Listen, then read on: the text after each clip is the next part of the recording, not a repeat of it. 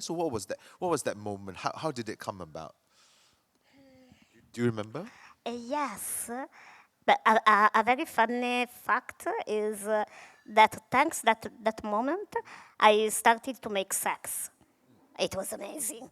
Yeah, because immediately I discovered that I have a body, and so I can make sex because I have a body. So it was a very good moment in my life, and I discovered a lot of things. And but yeah, it was in a workshop. It was a very simple moment because was in a workshop. She wasn't a good person. My teacher in theater was also a little bit violent person, but I thanks I know that I want to thank her all my life for that specific thing because when she asked me to go on the floor, and I was very scared to her, so I do that. And yeah, but I wasn't sure, but okay. But the very interesting thing it was that I discovered that it was possible a lot of movement. That is the very incredible things because before that moment, all the times that I moved my body was for clinical way to try to learn to walk, for example. That is a very big question because there are the obsession that the children with disability need to talk to walk, but maybe not. For me, it wasn't interesting. It's super stressful to try to do it, and was not funny or interesting in any way. But when I discovered that I, thanks to the floor, using the gravity in another way, I can do so many things with the body, and I can move so many parts of my body. I think that it was not a very singular moment, but it was yeah, some little moment, one close to the other. And thanks that first year of theater, in the end of that, I don't know, I remember that when the first year of our workshop finished, I was very scared to the idea, the possibility to lose everything.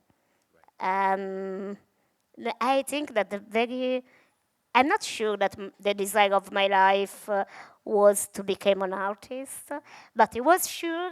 I'm sure that the desire was to still in that world that give me that possibility, that opportunity. This is so important, right? That in a way, within a lot of the projects in this festival, and you've been seeing the different projects, together with everyone as we encounter the different works, the kind of the possibility to kind of go beyond the kind of existing kind of structure of things, and of course within the invitation to dream differently, of course, a lot of it is about the mind, but and thank you for the reminder that at the same time it's also about the body. So of course there are many projects within this that your body kind of experience, space very differently, either via sonic or physical architecture, light architecture, whatever it is. But for me, what you just said, this thing around that there is no one type of body, there is no one way of moving, right? That because I think, the assumptions that, how things are structured, that you have to move in a certain way in order to function.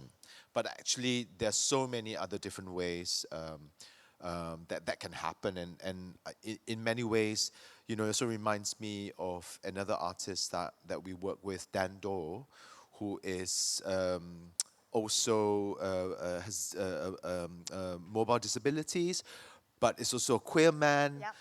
into kink, so that kind of what he calls a sexy crip body. I mean, he's made a work called the Dandor Show on it. So for me, it really, really reminded, that in a way, and also thank you for sharing that, that moment, when you started to engage in sexual activity, that is that kind of shift, to kind of also see our bodies in very, very different ways. And it's a very similar experience to for all of us, actually, that suddenly, it just translates into some other possibility that the body can do. Can I ask a bit more around your work also with other performers, right? Because you don't just work with artists with mobile disabilities, or but you also work with like dancers, that we regularly see on stage. Can you talk a bit about your kind of process in working with a range of bodies? I think that is a process that stay with me all the life because it's a research and it's super interesting for me.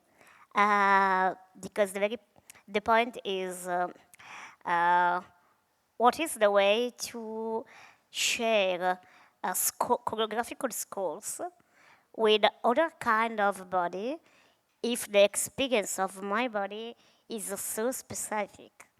And the thing is that question is super exciting for me. And with Giulia Traversi, my colleague and curator of my work, we spent a lot of time talking about that. For example, now we are trying not to find a method, because I think that a method is impossible, but to stay in a research, to imagine the minimum for the minimum scores, because one sentence is accessible to the maximum kind of bodies. Uh, for example, now in the work that we are close to presented, we have the premiere of Michel, the new piece, in November. We tried to pass to other performers with three different kind of disability, three different bodies and three different possibility to move the bodies. We try to pass them one my solo, so one my piece, building on my body, and what is the way to pass that choreography without describe it, rewrite it, but stay close to the original form. I don't know. We are in research, and one of the three is more or less without disability. Two are with a strong disability, one not really. And so it's interesting because the reaction are really different, and it's interesting also to take care also the non-disabled woman, because I don't want that she feel a frustration, because it's clear that her body have a lot of possibility that maybe the body of the other two dancers and my body have not. So it's super, for now, for me, is a research about the language, about the landscape that I write for the performer. It's clear that we can't use the imitation, so the classical way. Is not interesting to work with the mirror, because everyone has a so different way to say on stage that is not interesting, but it's more interesting to work with the imagination and the narration. It's something close to the narration. In another piece, Sottobosco, that is a duo piece, and I stay on stage with a dancer without a disability, but we make something very close, because it's a piece that talk about a new universe. Uh, sono sempre un po' esagerata. I exaggerate every time, and I decided to destroy the universe and rebuild another universe. Simple.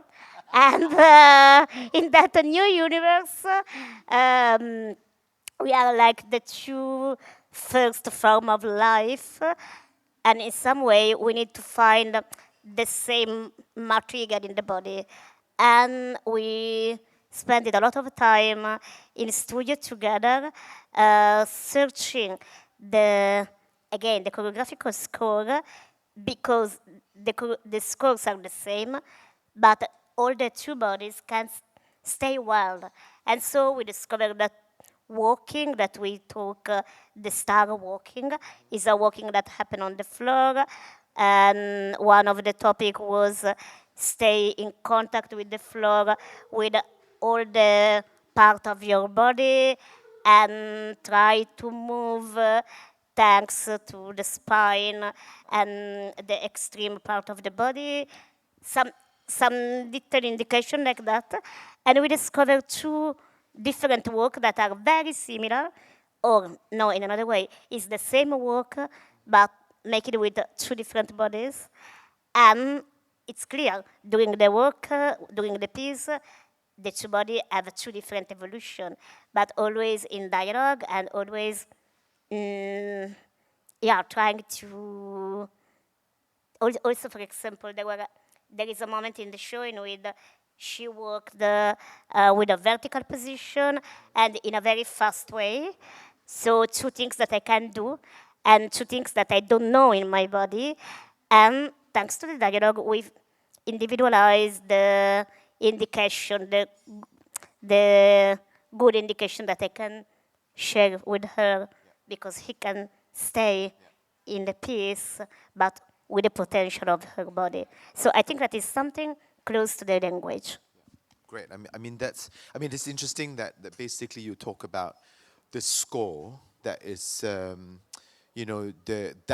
kind of common language almost between the different bodies, and then allowing the different bodies to kind of translate and almost interpret in a way that there is something that joins everybody, but at the same time, it allows for the different performers to articulate and to acknowledge their own body. I think this is super important, versus a lot of dance work that is a particular set of choreography, even though if it's created together or performed together, it is something that you have to put on the body in order to execute this, versus something that you are interpreting and translating from a particular score.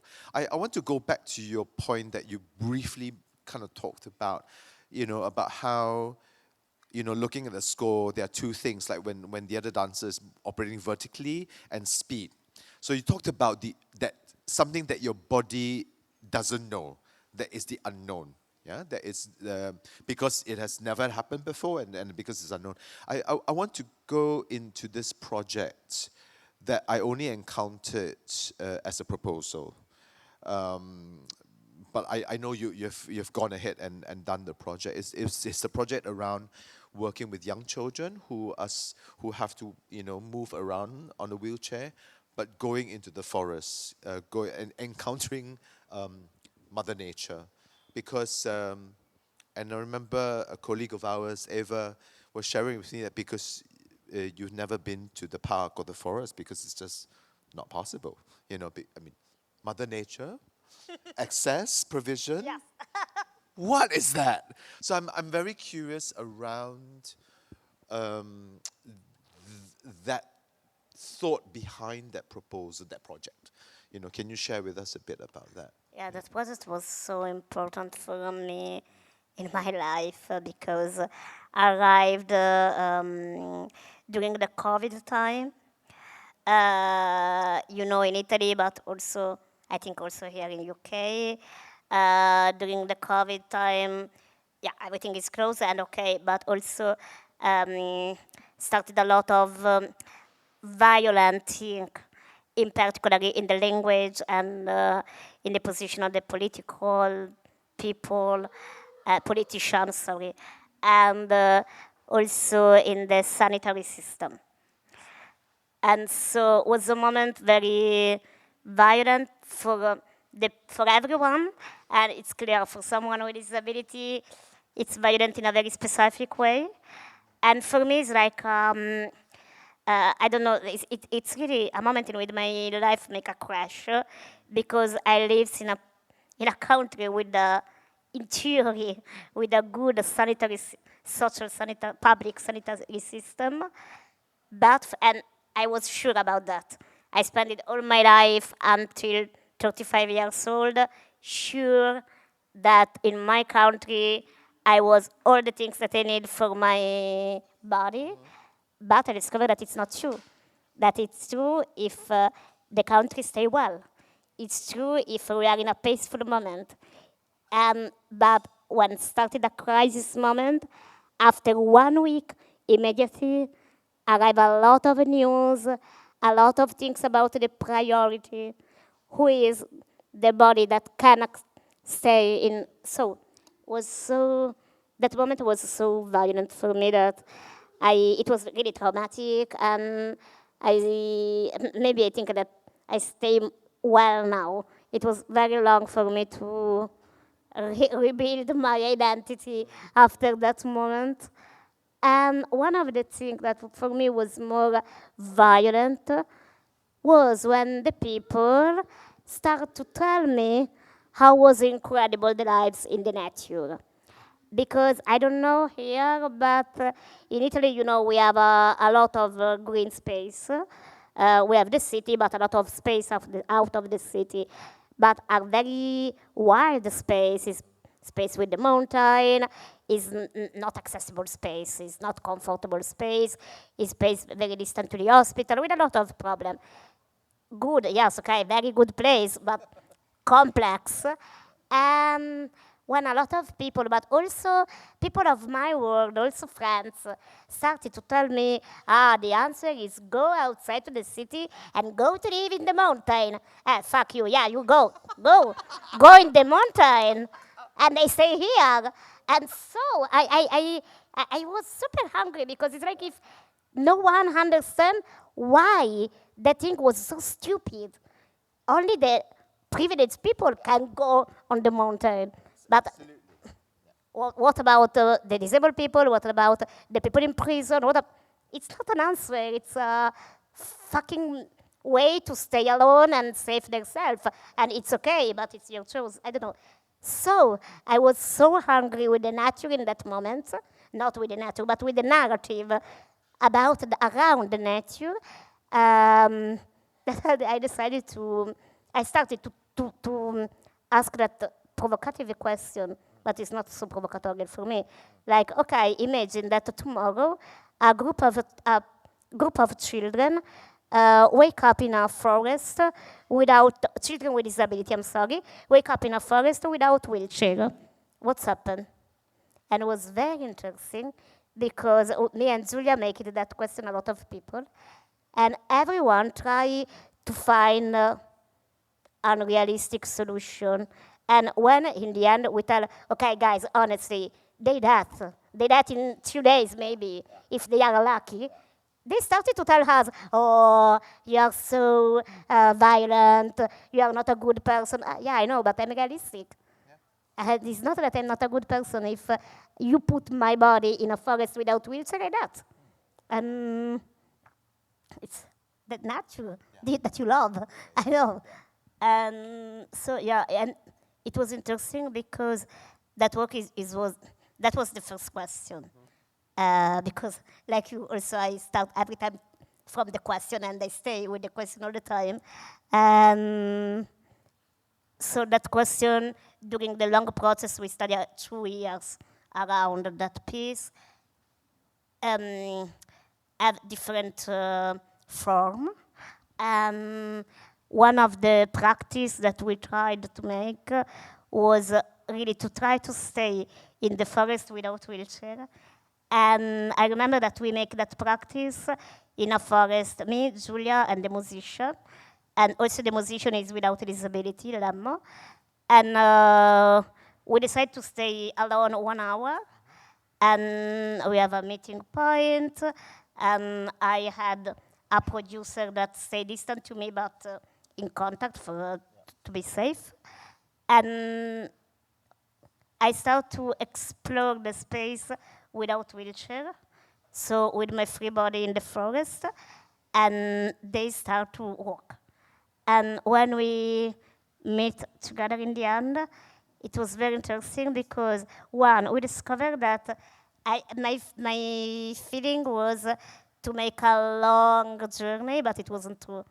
I make a very short journey, and they make a very long journey.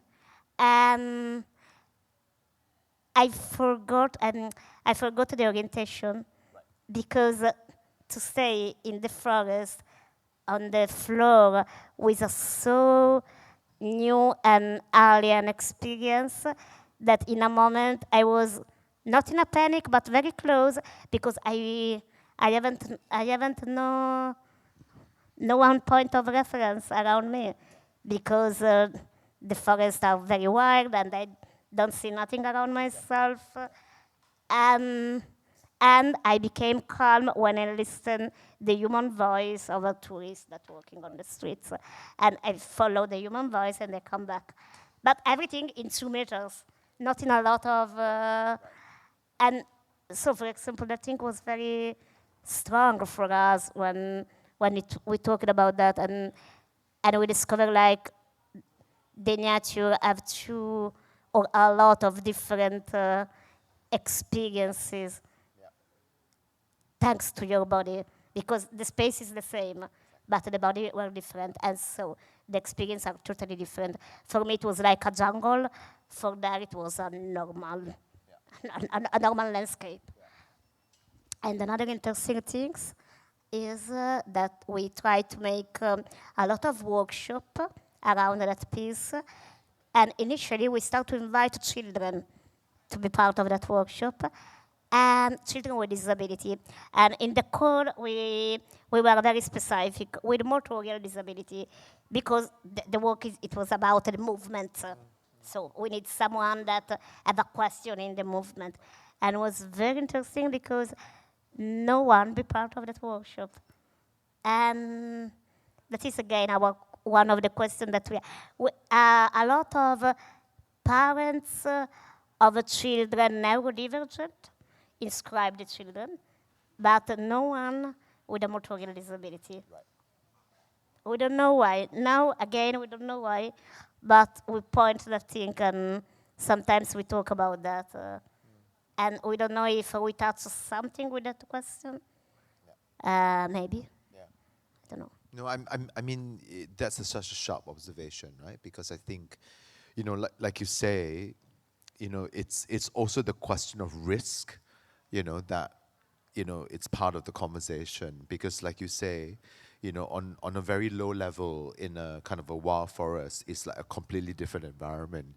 Sometimes I also observe parents with young children, who are, and then they're walking, or even pets, I feel like, and the world is so different, and in many ways, I think that's also partly the kind of anxiety to have to confront that question, I feel. It's about confronting, I think, the realities of the kind of world that we live in right now. Because like you say before, certain decisions made during the pandemic, because I also remember during the pandemic, you have to stay at home, you cannot go out, you cannot whatever. But, and it's different for in different cities or countries because the rules are all made up anyway. There's no logic to a lot of the rules. Or they say that they encourage you to go out to exercise, go to the park and run or whatever. But then it's developed from the privileged position, from only a particular position, and there is no kind of consideration for really that kind of range of bodies in the mix, because I mean that's the reality of what it is right now. So I always kind of feel that which I go back to my first point when I asked you to talk about your kind of conception around the politics of the body, because I think in a lot of literature and writing around the politics of the body, a lot of it also comes from a very privileged position. Yeah, it's always in a very particular format to think about, that it's almost existing here, but it doesn't take into account the whole range of things, and which is why I feel, your kind of approach towards that question of the politics of the body, it's so much more expansive, and honestly, the reality is that we're living in an environment that actually our bodies are constantly deteriorating. We're all suffering. I mean, we're all getting ourselves into many different physical conditions that is breaking down the body because of pollution. The stuff that you eat is all processed and everything. The body is going through actually a change very rapidly. Of course, people try to counter with modern medicine and all of that, but in the end, it's still problematic. I want to now shift our conversation to how it's led you to come to Manchester. because I think in part, in our very first conversations to prepare for you to come here, when we were on Zoom, and I would never have thought that you would say this, right? That you're now researching a lot into horror. So I was like, what do you mean horror? And then you start talking about like zombies, like, ghosts, aliens, vampires. You want to talk a bit about that? Yes.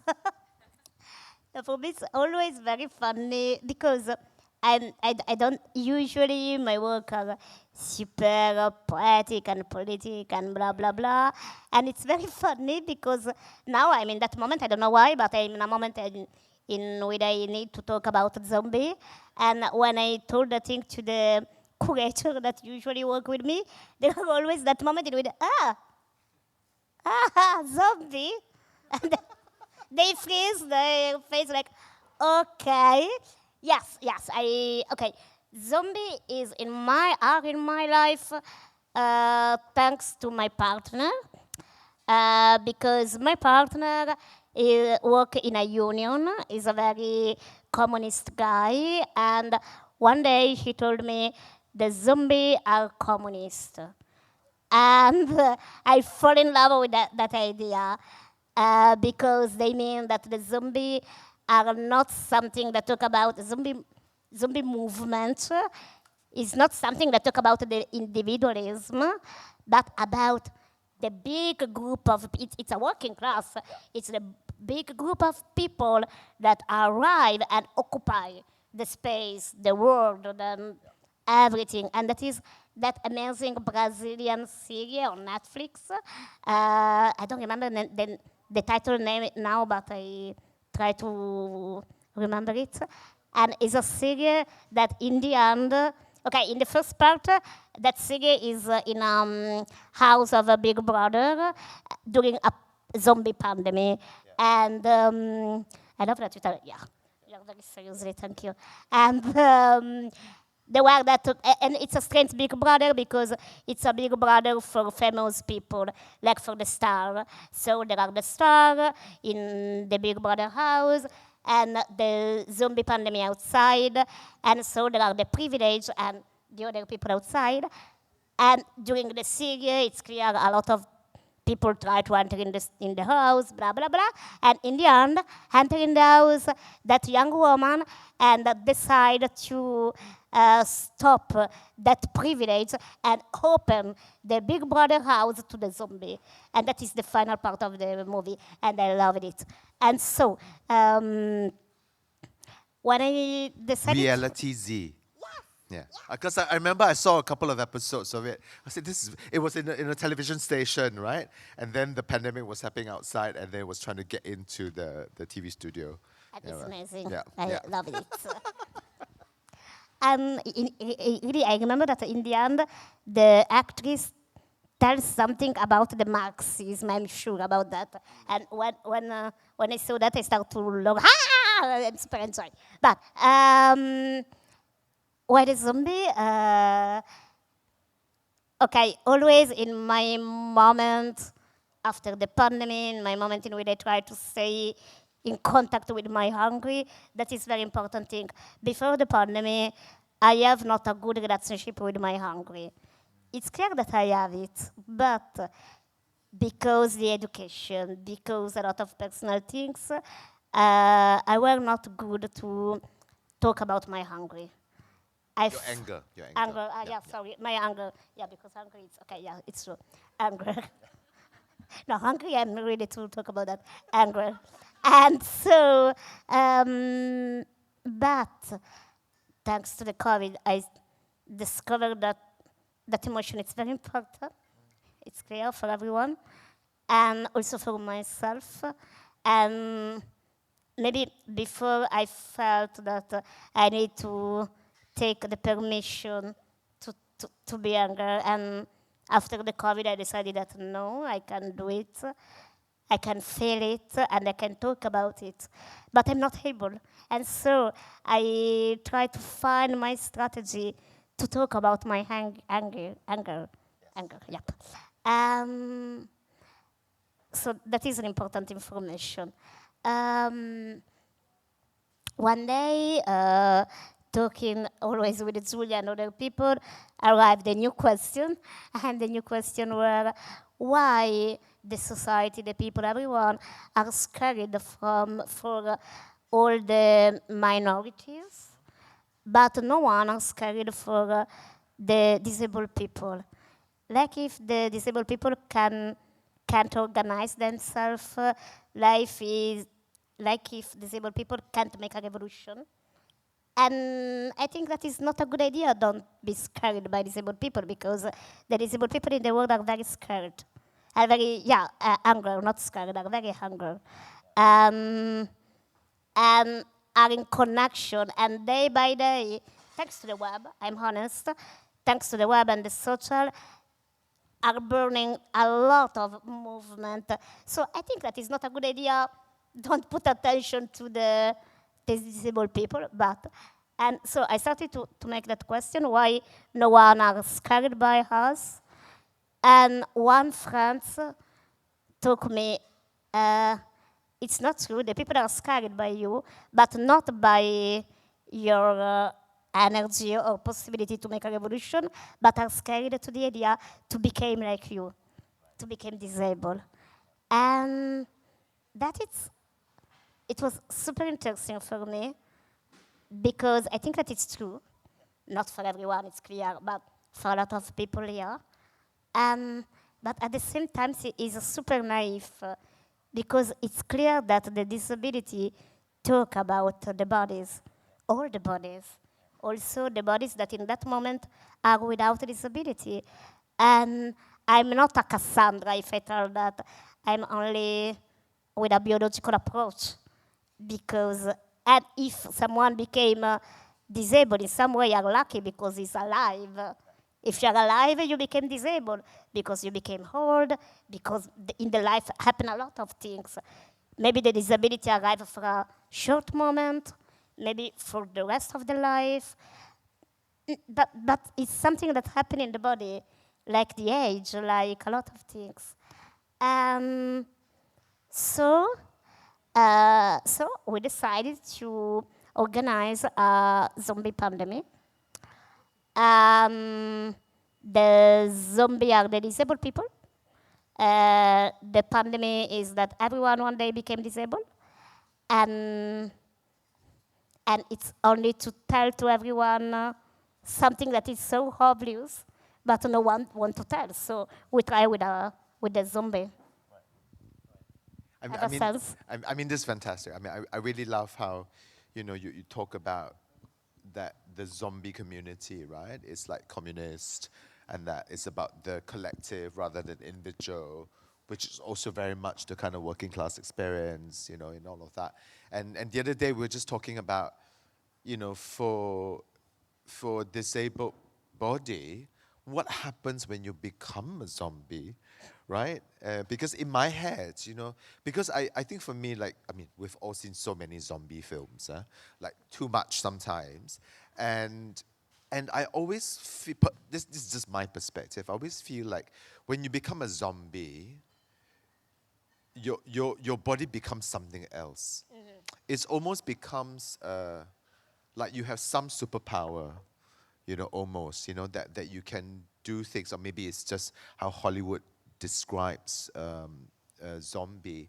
But for me, it is in the moment of the translation, in the moment of the transformation that I was curious about. So I'm just wondering from your perspective, for you as a disabled body, what happens? Do you think what happens when you become a zombie? That is very interesting. I don't know what's happened, but I know that until now, uh, only the not zombie people talk about zombie. And so we have only the human perspective, and maybe the zombie are not so bad, and maybe are not so terrified. And there were another my performance, maybe the first a little more important, um, in which I decided to take um, take words for the unicorn. For someone that it was is a symbol, and everyone put on on that on put on that a lot of meaning. And I decided in some way to take that image and try to, I don't know, to take words for them and to imagine another way to be unicorn. And I think that in some way I want to make something for the zombie. It's clear that also me, I'm not a zombie again. And maybe I became that one day, but not now. But I want to try to imagine to talk from the side of the zombie and not from the side of the human people.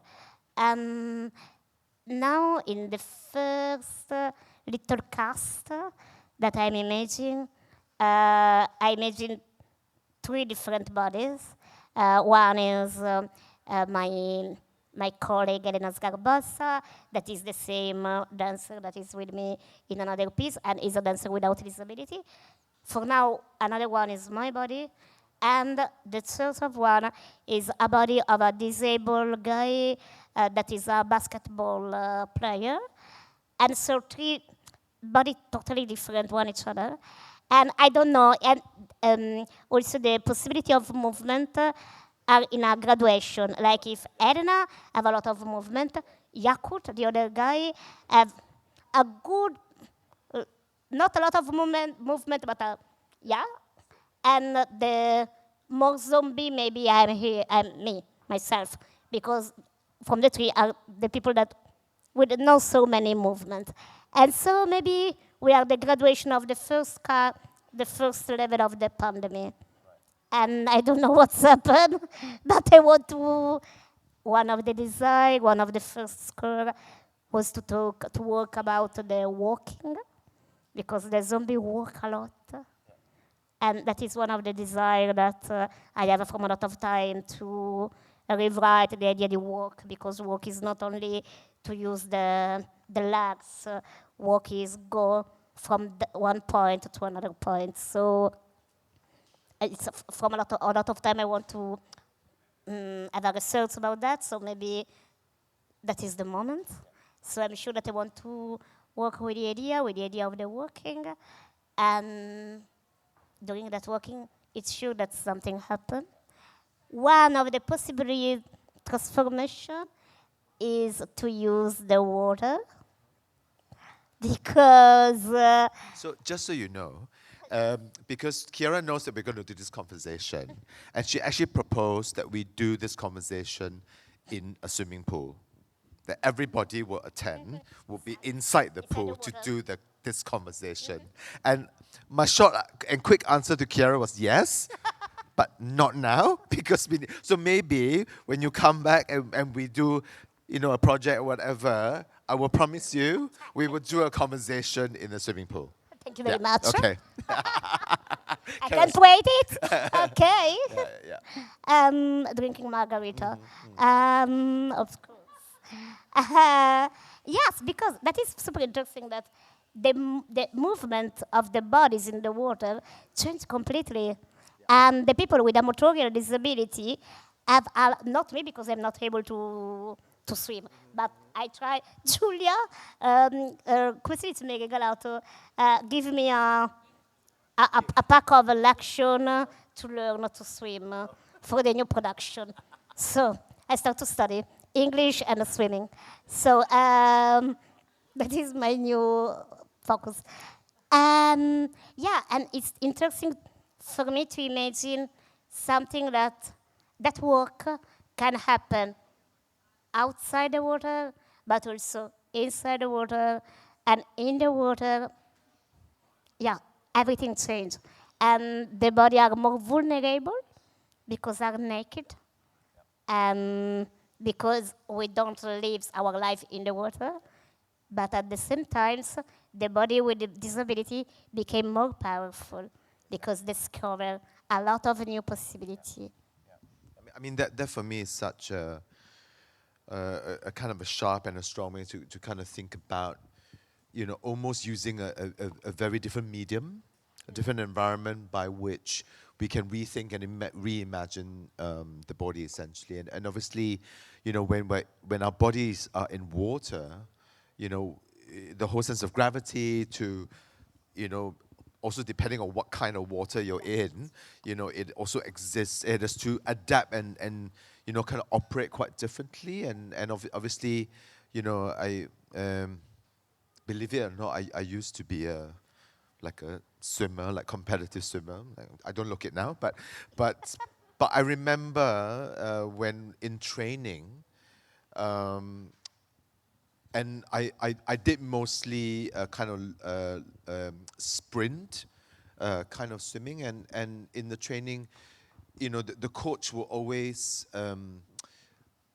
force you to not come up for air, to be as much as possible just below the surface of the water to get the most advantage ahead of everybody before you begin your first stroke.